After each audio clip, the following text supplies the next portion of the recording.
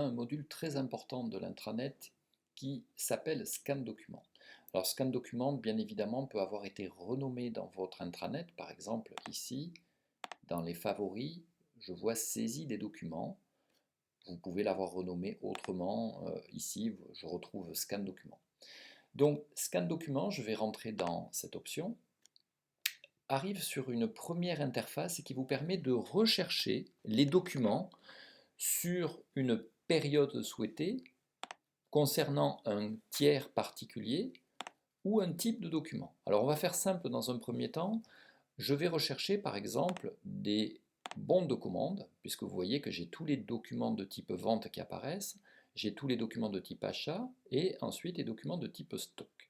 On verra les internes plus tard.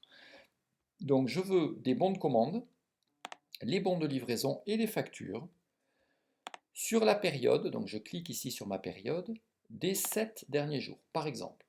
Et je vais rechercher, je vais retomber donc sur la liste de mes documents qui correspondent à ma recherche. Je peux la changer après, je peux très bien dire, ben non, je ne veux pas mes bons de commande, je veux que les bons de livraison et les factures, par exemple. Alors vous retrouvez, une fois que la liste apparaît, chaque colonne avec la possibilité de la retrier dans l'ordre que vous souhaitez. Par exemple, le numéro de pièce, je veux le trier du plus petit au plus grand, ou du plus grand au plus petit, ou par nom de client. Je peux, à l'intérieur d'un champ, filtrer sur un libellé. Par exemple, je vais tricher un peu, je vais chercher pépite. Je vais taper donc pépite, et vous voyez, je retrouve tous les documents de la pépite.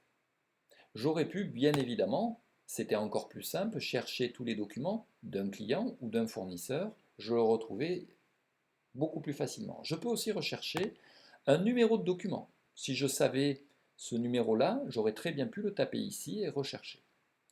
Bon, c'est beaucoup plus simple souvent de taper une recherche assez large et ensuite de rechercher au travers de ces filtres-là. Alors cette liste, elle est composée de pas mal de colonnes. Le type de document, on voit que ça, ce sont des bons de livraison. Une colonne numéro de pièce qui est assez intelligente. Vous voyez, on a un bouton ici. Si je clique dessus, je vais pouvoir voir le contenu de ce document sans avoir à l'ouvrir. Je me promène comme ça de document à document, les uns après les autres, sans les ouvrir. D'accord? Et je vois aussi un statut. Ce statut, il peut avoir jusqu'à 9 valeurs, sachant que si vous n'ouvrez pas de statut, il sera tout le temps au statut validé. Alors, ce statut, c'est quelque chose de très puissant, mais un peu compliqué à mettre en place. Par exemple, ça vous permettrait de faire un devis qui serait au statut saisi.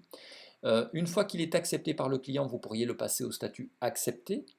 Et une fois que vous avez décidé de le transformer, il sera au statut validé. Par exemple, on pourrait comme ça gérer des statuts de documents.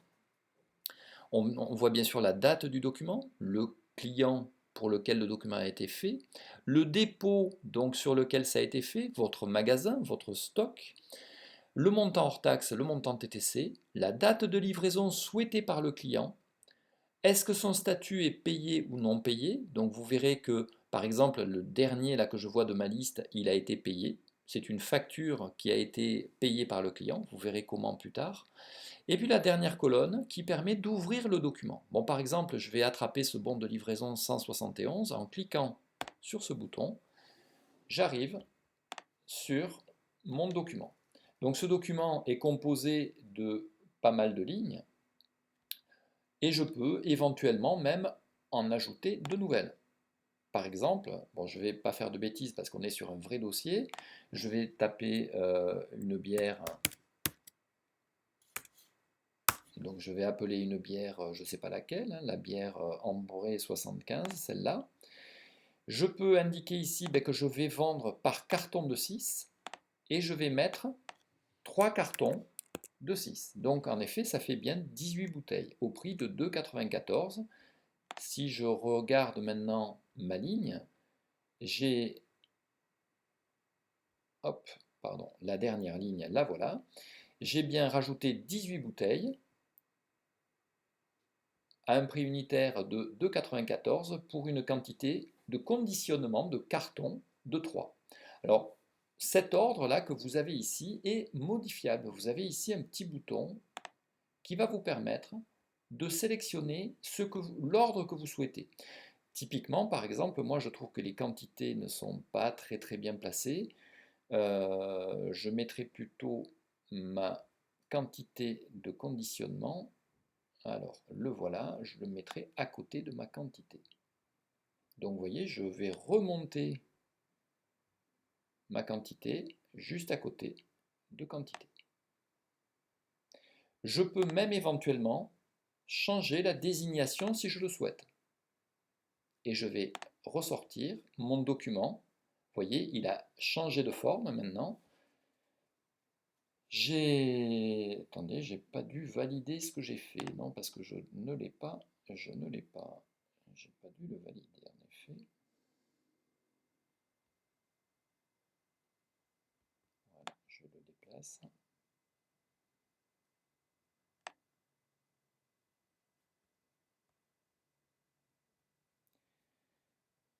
Voilà, EUQTE, je le mets juste avant. Voilà, je ressors. Et maintenant, vous voyez, je me retrouve avec mes quantités de conditionnement, donc mes nombres de cartons et mes nombres d'unités. Pour moi, en tout cas, c'est plus clair. Alors, vous voyez, vous pouvez comme ça adapter les écrans comme vous le souhaitez. Une fois que mon document, alors je vais supprimer bien sûr la ligne que je viens d'ajouter, mon document est terminé, je vais pouvoir faire des opérations dans ma partie haute. Je vais pouvoir par exemple imprimer mon document, le transformer, puisque vous êtes d'accord, là c'est un bon de livraison, je pourrais le transformer en facture. Je vais pouvoir modifier des informations d'en-tête ou bien annuler mon document. Dans un premier temps, je vais juste imprimer pour vous montrer. Je vais pouvoir l'envoyer par mail en cliquant sur ce bouton, mais dans un premier temps, moi ce que je veux, c'est vous le montrer papier. Je vais sortir un bon de livraison non valorisé, puisque mon client ne souhaite pas voir sur le BL les valeurs de produits. Voilà, donc j'ai mon bon de livraison qui est sorti, que je peux envoyer par mail, éventuellement, très facilement, d'un clic, en cliquant ici sur mail. Il me reprend l'adresse mail de mon client, donc pour éviter que le client reçoive ce mail, je vais mettre mon adresse mail et je vais choisir mon modèle BL non valorisé. Et mon mail est parti et reçu dans ma boîte aux lettres. Donc on peut très facilement imprimer et envoyer par mail, c'est un jeu d'enfant. On verra plus tard le côté transformé du document, que je préfère séparer. La modification de l'en-tête est très facile, hein. Si je clique sur mon en-tête ici, je vais retrouver des informations comme le statut de mon document, on en a parlé tout à l'heure, la date de livraison souhaitée par mon client, je pourrais très bien la modifier de cette manière, mon adresse de livraison pour sélectionner l'adresse de livraison du client souhaité, et puis un tarif. Je peux aussi très bien dire, moi, je ne veux pas exceptionnellement sur ce document qu'il utilise le tarif de base, mais le tarif boutique. Donc on peut modifier ce tarif. Et en partie basse, très important, comment ce client va me payer?